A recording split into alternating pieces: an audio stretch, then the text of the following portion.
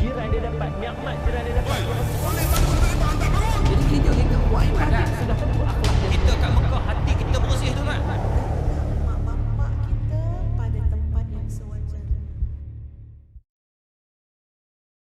Dan bertakwalah kepada Allah Subhanahu wa taala sambil engkau menyembunyikan dalam hatimu perkara yang Allah akan menyatakannya, dan engkau pula takut kepada cacian manusia, padahal Allah jualah yang berhak engkau takuti melanggar perintahnya. Kemudian setelah Zaid bin Harithah setelah selesai habis kemahuannya terhadap istrinya, maka Zaid bin Harithah menceraikan istrinya.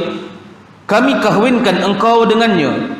Kahwinkan isteri Zaid dengan Nabi Muhammad sallallahu alaihi wasallam, supaya tidak ada keberatan atas orang-orang yang beriman untuk berkahwin dengan isteri-isteri anak-anak angkat mereka. Apabila anak-anak angkat itu telah selesai habis kemahuannya terhadap isteri-isterinya lalu menceraikannya, dan sememangnya perkara yang dikehendaki Allah itu tetap akan berlaku. Ma kana 'alan nabiyyi min harajin fima faradallahu lah.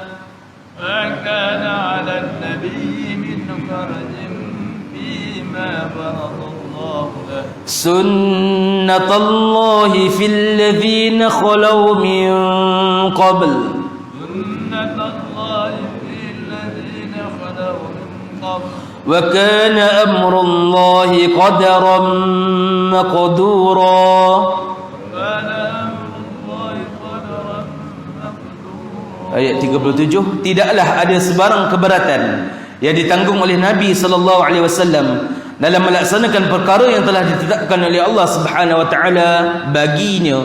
Yang demikian itu adalah menurut peraturan Allah yang tetap, yang berlaku juga kepada nabi-nabi yang telah lalu.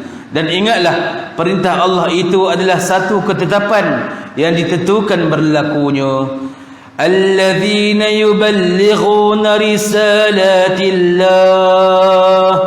الذين يبلغون رسالات الله wa yakhshawnahu wa la yakhshawna ahadan illa Allah ويخشونه ولا يخشون أحدا إلا الله wa kafa billahi hasiba. Nabi-nabi yang telah lalu itu ialah orang-orang yang menyampaikan syariat Allah serta mereka takut melanggar perintahnya, dan mereka pula tidak takut kepada sesiapa pun melainkan kepada Allah Subhanahu wa taala. Dan cukuplah Allah Subhanahu wa taala menjadi penghitung segala yang dilakukan oleh makhluk-makhluknya untuk membalas mereka. Ma kana Muhammadun aba ahadin min rijalikum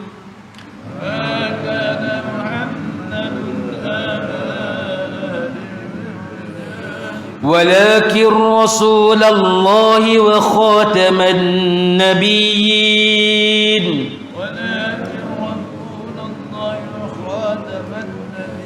وكان الله بكل شيء عليما.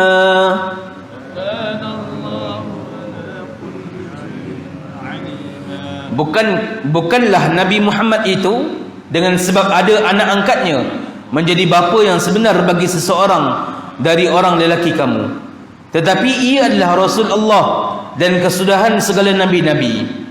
Dan ingatlah, Allah Subhanahu wa taala adalah Maha mengetahui akan tiap-tiap sesuatu. Ya ayyuhalladzina amanu dzkurullaha dzikran katsira.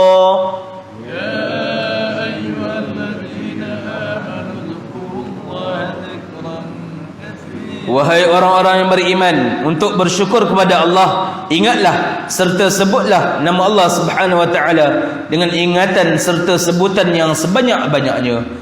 Wasabbihuhu bukratan wa asila. Dan bertasbihlah kamu kepada Allah pada waktu pagi dan waktu petang. Huwallazi yusalli 'alaikum wa malaikatuh. والذي يصلي عليكم وملائكته ليخرجكم من الظلمات إلى النور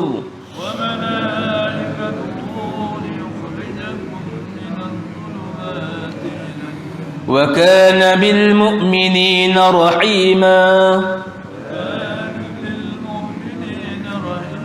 Yang terakhir pada ayat 43, dialah yang memberi rahmat kepada kamu, Allah lah yang memberi rahmat kepada kamu, dan malaikatnya pula berdoa bagi kamu untuk mengeluarkan kamu dari gelap gelita, yakni kufur maksiat, kepada cahaya yang terang benderang iman dan taat. Dan adalah ia sentiasa melimpah-limpah rahmatnya kepada orang-orang yang beriman di dunia dan di akhirat kelak. Wallahu alam. Baik, sama-sama kita dengarkan tafsiran yang akan disampaikan oleh Fadil Ustaz Datuk Seri Tuan Ibrahim bin Tuan Man, insya-Allah. Assalamualaikum warahmatullahi wabarakatuh. Satu.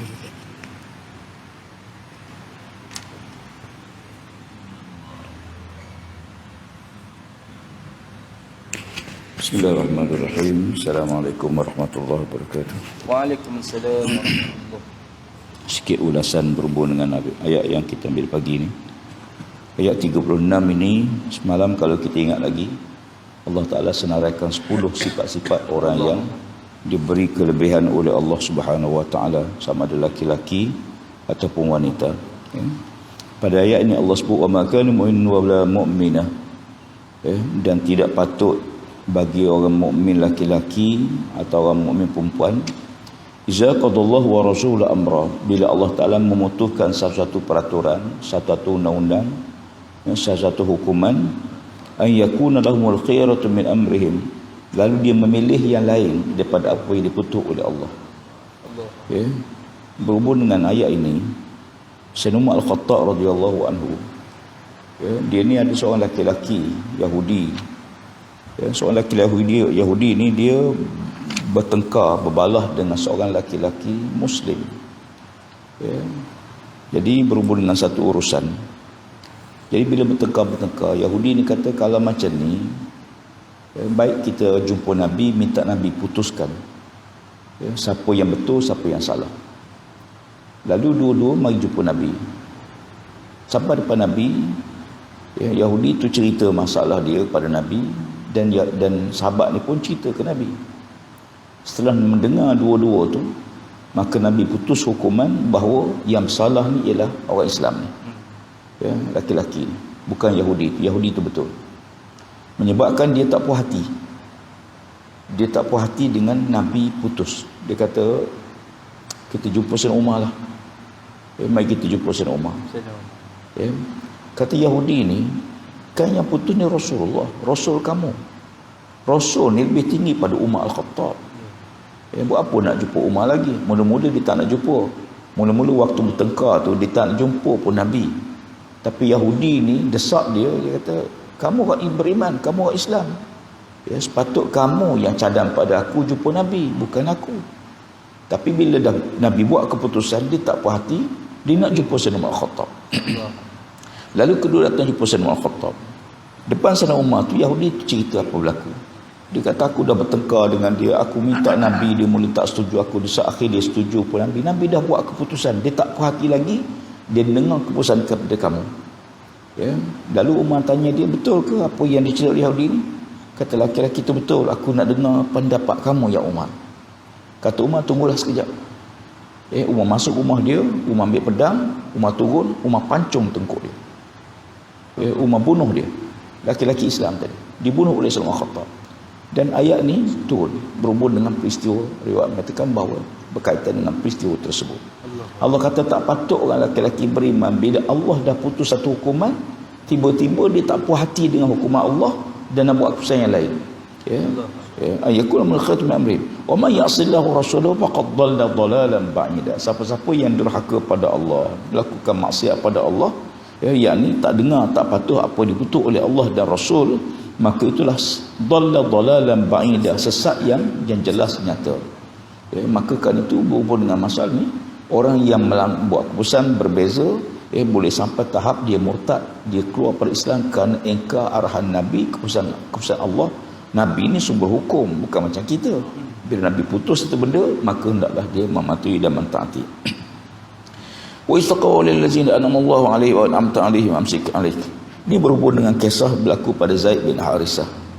Nabi SAW menjelaskan pada Zaid, dia lah suami isteri ni biasa dah, walaupun sahabat Nabi, dia tak puas hati, dia ada masalah dengan isteri, maka Allah Ta'ala jelaskan kisah yang berlaku dalam keluarga Zaid, di mana Allah Ta'ala menjelaskan tatkala mana Nabi SAW mengingatkan kepada Zaid supaya amsik alaika wa zawajka wattaqillah, kamu jangan cerai isteri kamu, tahan dia, jaga dia, bimbing dia, tapi jangan cerai isteri kamu, wattaqillah, hendaklah kamu bertakwa pada Allah Ta'ala, wa tukhfi fi nafsika ma Allah beri, dan Allah SWT, Allah mengetahui apa yang berlaku di antara Zaid, di antara isteri dia dan Nabi SAW. Kemudian wa tashan nas, Allah Ta'ala sebut dalam ayat ini bahawa jangan ceraikan isterimu itu dan bertakwalah kepada Allah sambil engkau menyembunyikanlah hatimu perkara yang Allah menyatakannya. Nabi SAW menyembunyikan, dia memang dia nak supaya Zaid ni supaya jaga, tetapi apa yang berlaku ialah Zaid falamma qadha Zaidun, dan inilah satu-satunya ayat yang Allah Ta'ala sebut nama sahabat Nabi dalam Quran. Satu ni je, dalam Quran ni nama sahabat Allah tak pernah sebut kecuali nama Zaid, dan nama Zaid itu ayat ni saja. Inilah satu-satunya ayat Quran yang Allah Ta'ala sebut nama Zaid. Falamma qadha Zaidun, manakala tatkala mana sampai waktu Zaid menceraikan isterinya, wa tarra zawajnaka likay yakuna 'alal mu'minina harajun, lalu Allah Ta'ala menyuruh Nabi SAW mengahwin isteri Zaid. Kita kena faham, dia anak angkat zaman tu, orang panggil Zaid bin Muhammad, hingga bila sebut Zaid, orang tahu Zaid ni anak Nabi, seolah macam anak dia, maka tak boleh kahwin dengan anak. Kalau anak tu cerai isteri, mana kita boleh pak tu kahwin dengan menantu, haram, tak boleh. Tapi oleh kerana Allah Ta'ala nak buktikan bahawa Zaid ni bukan anak Nabi, bila cerai, anak angkat saja, bila cerai, Allah Ta'ala suruh Nabi kahwin dengan isteri Zaid. Falamma qadha Zaidun, bila Zaid dah rasa tak boleh bersama dengan isteri dia, maka dia menceraikan isterinya. Kemudian setelah selesai iddah mereka, maka Allah Subhanahu wa taala Nabi SAW mengahwini isteri Zaid. Apa tujuannya? Likaila yakuna 'alal mu'minina harajum fi azwaji adiyaihim iza qadaw minhunna wa tar, supaya jangan ada di antara orang beriman merasakan bahawa anak angkat tu macam anak sendiri. Anak angkat tetap anak angkat. Makna bila Allah Ta'ala suruh Nabi kahwin dengan isteri Zaid, hapuslah semua kepercayaan sebelum ni. Kono anak angkat ni macam anak kandung, boleh mewarisi harta pusaka, tak boleh kahwin sebagainya. Maka bila berlaku di ayat ini, maka Allah Ta'ala sebut tujuannya ialah supaya tidak ada keberatan atau orang yang beriman untuk berkahwin dengan isteri-isteri anak-anak angkat mereka. Itu tujuannya. Dan apabila anak angkat itu telah selesai habis kemahuannya terhadap isterinya, yakni dia dah tak nak pada isteri dia, lalu menceraikannya, dan sememangnya perkara itu telah Allah Subhanahu wa taala takdirkan berlaku demikian. Maka al-mu'minin min harajin bima faradallahu lahu, dan tidak ada keberatan yang ditanggung oleh Nabi dalam melaksanakan perkara yang telah ditetapkan oleh Allah Subhanahu wa taala. Sepatutnya Allah Ta'ala beritahu bahawa Nabi, dia bila Allah perintah maka dia laksana, dan tak ada keberatan. Rasa berat nak kahwin ni sebab ni anak angkat apa semua, ini isteri anak angkat, macam mana nanti orang kata. Kalau kita fikir macam-macam, takut orang kata tu lah, takut begini, takut begini. Tapi Allah Ta'ala katakan bahawa tidak ada sebarang keberatan ke atas Nabi SAW melaksanakan perkara yang telah ditetapkan oleh Allah Subhanahu wa taala baginya, dan menurut peraturan yang telah ditetapkan oleh Allah Subhanahu wa taala. Wa kana amrullah qadaran maqdura, dan sesungguhnya Allah Subhanahu wa taala telah memutuskan satu perkara, ketetapan yang telah tentukan tetap akan berlaku. Allah Ta'ala kendaki supaya ni berlaku, maka dia akan tetap berlaku. Walaupun macam-macam persepsi, tanggapan, tuduhan, macam-macam. Sebab tu dalam Islam ni, peraturan tu sumber hukum Allah dan Rasul. Bila Allah Ta'ala perintah, maka tidak ada keberatan bagi orang beriman untuk melaksanakan perintah. Allazina yuballighuna risalatillahi wa yakhshawnahu wa la yakhshawna ahadan illallah. Dan nabi-nabi yang telah lalu itu, orang yang menyampaikan syariat Allah Subhanahu wa taala, mereka tidak takut melanggar perintah Allah, mereka takut untuk melanggar perintah Allah, dan mereka tidak takut melainkan hanya kepada Allah Subhanahu wa taala. Bila Allah perintah, sifat-sifatnya ada pada orang beriman, dia tak takut orang kata apa ke, orang tuduh apa ke, tapi dia takut pada Allah je. Kalau Allah Ta'ala murka, walaupun manusia semua puji, tak ada makna. Demikian juga kalau semua orang benci tapi Allah suruh, maka kita hendaklah tidak takut melainkan pada Allah Ta'ala. Satu hari Nabi Sayyidina Umar Al-Khattab ni kan orang garang. Satu kanak-kanak sedang berkumpul tengah main atas jalan. Tiba-tiba lari semua, budak-budak semua lari. Bila nampak Sayyidina Khattab, bila Umar lalu, budak-budak tengok Sayyidina Umar, takut lari semua. Jadi kecuali ada seorang kanak-kanak tak lari. Jadi bila Sayyidina Umar sampai dekat budak tu, Umar ni nak tanya, kenapa kamu tak lari? Kawan-kawan kamu semua lari bila nampak aku, kenapa kamu tak lari? Budak ni kata, dia kata, wahai pakcik, saya tak lari sebab mak saya pesan jangan takut siapa-siapa melainkan Allah. Lalu ditanya, siapa mak kamu? Siapa ibu kamu? Kata budak ni, Asma binti Abu Bakar As-Siddiq radhiyallahu anhu. Berarti ni cucu Sayyidina Abu Bakar As-Siddiq. Daripada kecil lagi dia tanam dalam jiwa cucunya, jangan takut siapa-siapa melainkan Allah saja. Itu anak pada Zubair bin Awam radhiyallahu anhu, cucu kepada Sayyidina Abu Bakar As-Siddiq radhiyallahu anhu. Anak Asma, wala syawna illallah wa kafa billahi hasiba, cukuplah bagi Allah Subhanahu wa taala membalas segala perbuatan manusia. Wa ma kana Muhammadan aba ahadin min rijalikum walakin Rasulullah wa khataman nabiyyin. Muhammad itu bukanlah bapa pada salah seorang di antara kamu. Kita ni bila kita anak ayah kita menteri lah contoh, bangga tak? Rasa bangga. Apatah lagi kalau Nabi, ayah Nabi, ayah dia DO pun kita rasa, pegawai tak kanan kerajaan pun kita rasa, ayah pensyarah universiti pun rasa bangga. Allah kata dah, Muhammad itu tidak lain, bukan ayah kepada salah seorang di antara kamu, melainkan dia Rasulullah. Bila sebut Rasulullah, dia ni sama je, anak dia ke, isteri dia ke, sahabat dia ke, Rasulullah tetap. Kita rasa bangga menjadi umat Nabi Muhammad sebagaimana orang lain, termasuklah isteri dan anak-anak Nabi. Kalau anak Nabi tak betul, isteri Nabi tak tegur, Allah Ta'ala tegur. Jadi Allah tersebut, Muhammad itu bukanlah bapa kepada salah seorang di antara kamu, iaitu anak angkat Zaid, merujuk pada Zaid bin Hasan. Walakin Rasulullah, dia Rasulullah, wa khataman nabi, dan dia penutup bagi segala nabi-nabi. Wa kana Allahu ala kulli syai'in alima, Allah Maha mengetahui segala sesuatu. Habis itu ayat berikutnya, ayat 41, ya ayyuhallazina amanu zkurullah zikran katsira. Orang beriman banyakkan zikir pada Allah. Banyakkan zikir sambil berjalan, sambil duduk, sambil masak, sambil lipat kain, sambil buat kerja, mulut tu sentiasa biar berzikir pada Allah. Berzikirlah. Kadang-kadang kita bawa kereta 2-3 jam senyap je mulut, dengar lagu, dengar radio, padahal mulut boleh berzikir sambil kita berjalan. Subhanallah, subhanallah, subhanallah. Allah Ta'ala sebagai orang beriman banyakkan mengingati nama Allah Ta'ala, sebut nama Allah Ta'ala sebanyak-banyaknya. Wasabbahuhu bukratan wa asila, dan bertasbih pada waktu siang, pagi dan petang. Kenapa Allah sebut dua waktu? Pagi dan petang. Zikir masa yang paling Allah suka kita berzikir awal pagi dan petang, permulaan awal malam. Bila kita buat benda ni dia gini, dalam hadis yang lain, hadis kursi, Allah kata siapa-siapa yang bangun pada waktu pagi maka dia bersedih dengan nasib yang menimpanya, ya, maka Allah Ta'ala, ya, sangat murka, tak suka, benci, tak suka perbuatan tersebut. Sebab tu bila kita bangun pagi ni, kita kena ceria, kita kena rasa bangga. Dia akan seronok gembira sampai petang. Ya.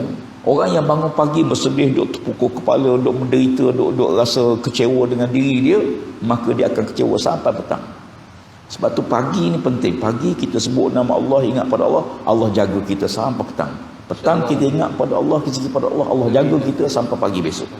Jadi sebab tu disebut pagi dan petang. Walaupun tasbih ni bila-bila masa pun boleh, tapi Allah kena bangga, seronok bila wudu waktu ni kita jaga. Ya, wallazi yusalli alaikum malaikatuhu, dan dialah Allah Taala memberi rahmat padamu ya Muhammad, ya, dan para malaikatnya sentiasa berdoa pada kamu, mengeluarkan kamu daripada kegelapan, yukhrijukum minaz zulumati ilan nur. Allah lah menjaga kita, Allah pelihara kita dan para malaikat Allah Ta'ala. Untuk apa dia? Tujuannya ialah untuk mengeluarkan kita daripada kegelapan, kekufuran, kesyirikan, maksiat, ila nur, kepada cahaya keimanan. Wa kana bil mu'minin rahima, dan sungguhnya Allah Subhanahu wa Ta'ala terhadap orang beriman itu, ya, sangat limpah luas kurniaannya dan rahmat ke-19-nya. Ya, wallahu alam. Mudah-mudahan kita dapat manfaat dengan apa yang kita baca pagi ini. Allah. Assalamualaikum.